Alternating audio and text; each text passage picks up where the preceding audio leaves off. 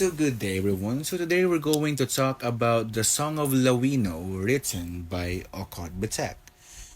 So after we're going to focus on my reflection and analysis, first let us read a summary. I think so. This is a summary or is it a glimpse of the literature?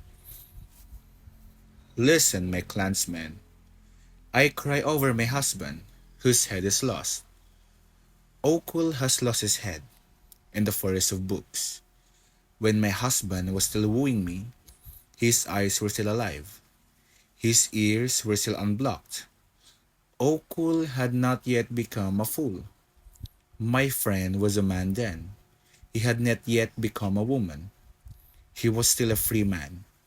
His heart was still his chief. My husband was still a black man, the son of the bull, the son of a geek. The woman from Ukul was still a man, a Nakuli. The papers on my husband's desk coiled threateningly, like the giant forest climbers, like the kitoba tree that squeezes other trees to death. Some stand up, others lie on their backs. They are interlocked, like the legs of youths at the Orak dance, like the legs of the planks of the Gogo fence. They are tightly interlocked, like the legs of the giant forest climbers in the impenetrable forest. My husband's house is a mighty forest of books.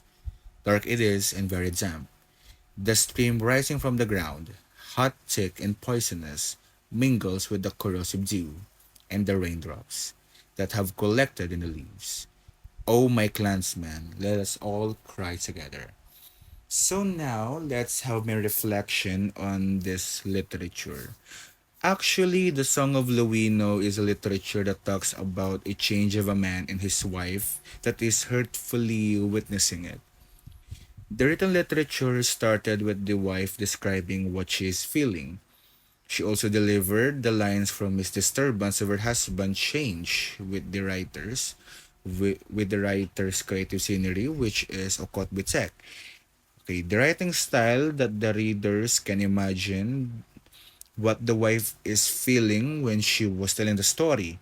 But in the literature, we can see that her man was or is a very intelligent person. Maybe it implies that her husband is studying or works on a different country.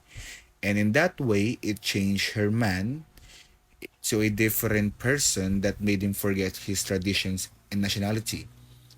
Even the wife implied in the last two lines of the literature, which is the "Oh my clansmen, let us all cry together," that simply interpret the loss of their brother who is truly an African blood that is slowly becoming a foreigner of their country.